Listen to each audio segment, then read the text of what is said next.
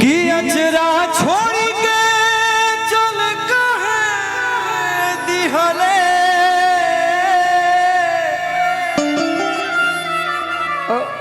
इतना दूर माई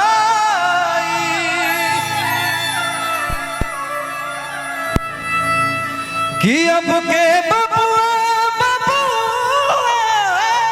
कहेंगे कि हमके पास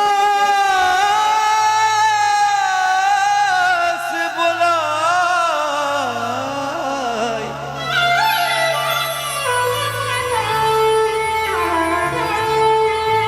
कि तोरा बिना जी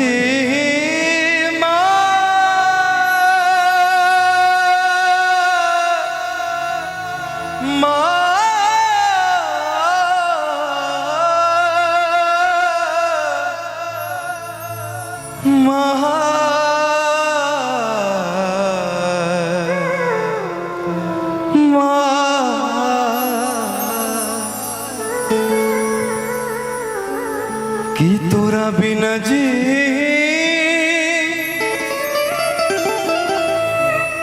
और जी कैसे अरे तोरे बहू रहा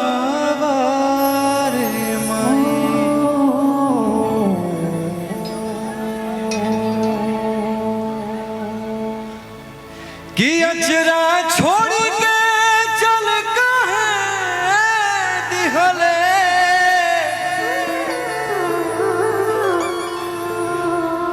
इतना दूर ये माई कि अब के बबुआ बबुआ कहीं के कि हमके पास बुलाए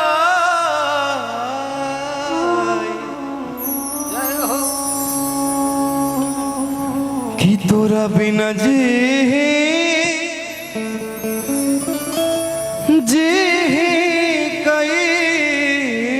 कैसे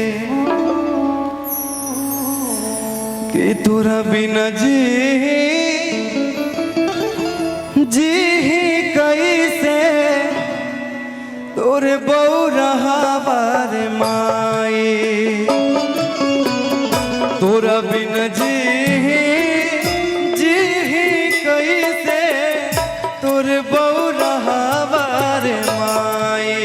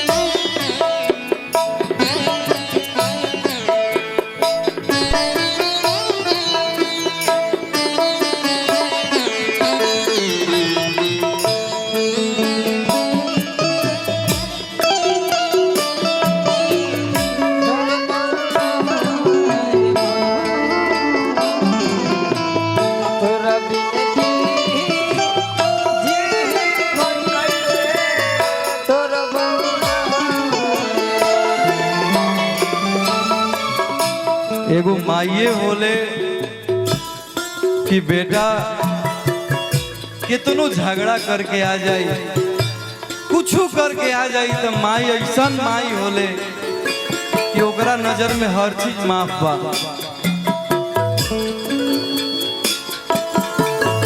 मन के दर्दिया अब के बूझे अब के पोछी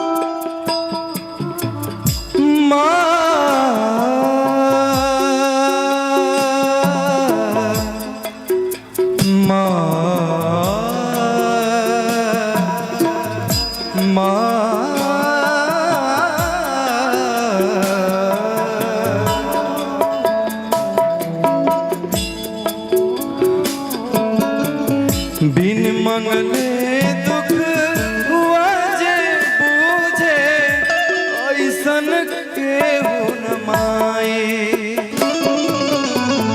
तोरा बिन जी कैसे तोर बौरहा बार माई।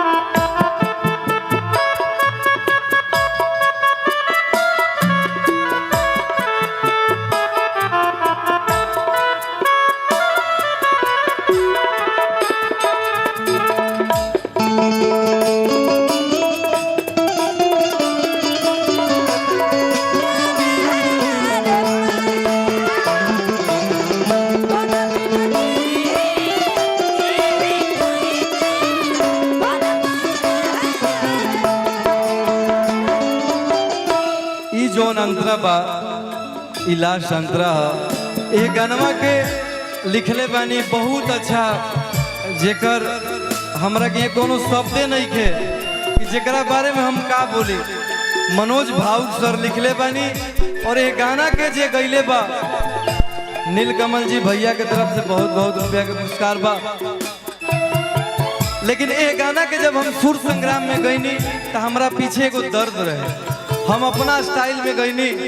लेकिन जौन ई अंतरा हम गावत नहीं आप लोग के बीच में ई हमार मतलब ई गाना ई जब तक हम बानी जब तक ये दुनिया में बानी तब तक हमार ई गाना सुन के अपना माई का हम याद करीला, गा के याद करीला, हमके बड़ा सुकून मिलेला।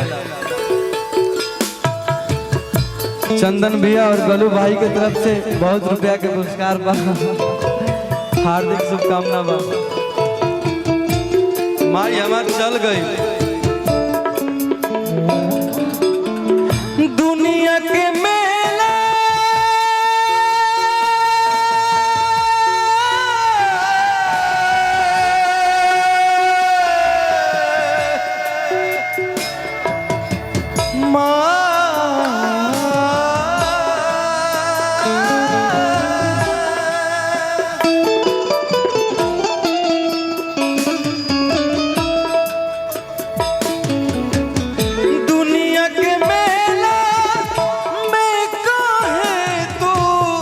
हमसे छोड़ा बोले हाथ रे।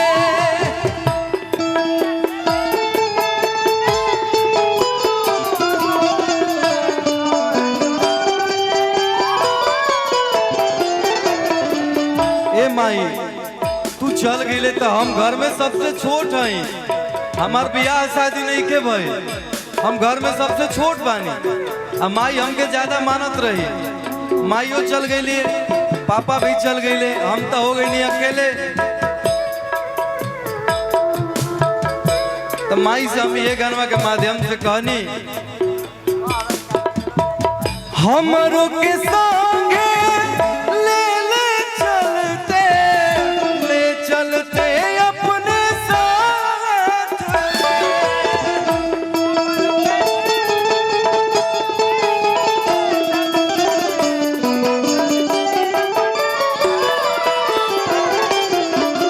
दुनिया के मेला में कहे तू हमसे छोड़ा बोले हाथ रे। हमरों के संगे ले चलते अपने साथ रे।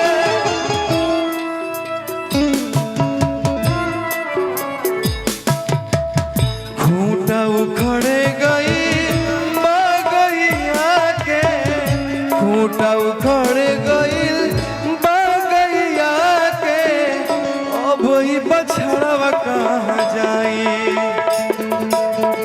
तोरा बिन जी कैसे तोर बौरहा बारे माई। तोरा बिन जी कैसे तोर बौरहा बारे माई।